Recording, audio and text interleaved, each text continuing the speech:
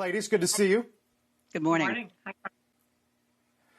Lizanne, I was just thinking, it's a rare instance in which the stock market is being more assuming than the network decision desks. I wonder if you think stocks are over their skis as it pertains to the challenges that the Trump campaign is trying to put out there. I do think there is some a risk that if this remains contested for an extended period of time and legal battles continue, that maybe some of the bloom has to come off the rose.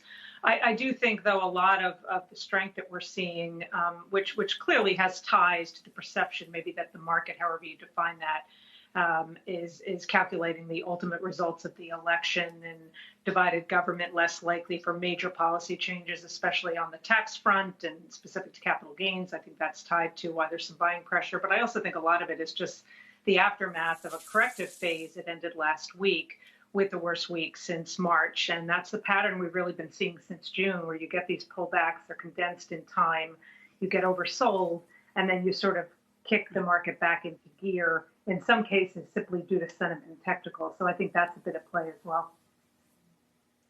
Right.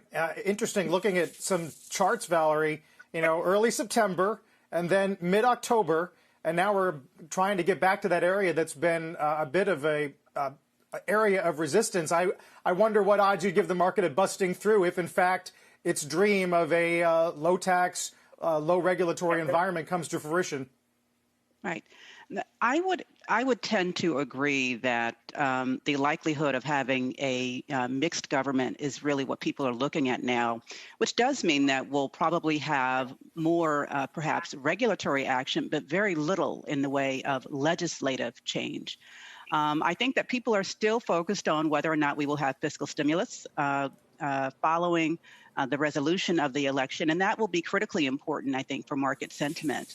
But we are seeing a bit of a reversal of what we saw previously in terms of growth stocks are outperforming.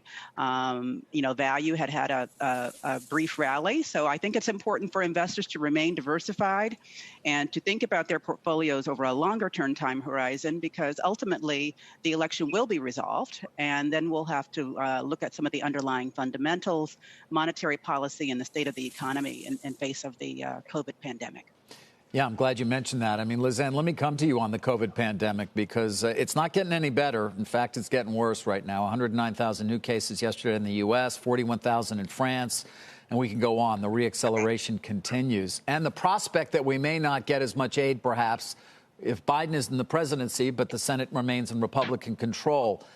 What's the impact here? And is the market fully reflecting the risk of continued slowdown in economic activity as the pandemic rages?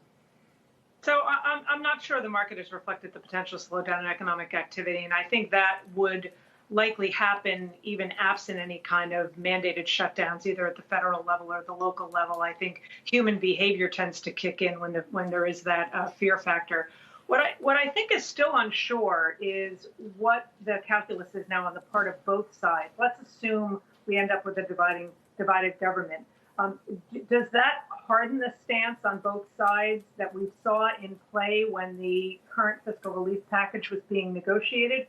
Or now that the election is over, even though not quite yet decided, does that actually soften the stance? And I'm not sure I know the answer to that. I think we're getting something. It's a question of size and detail. Shepard Smith here. Thanks for watching CNBC on YouTube.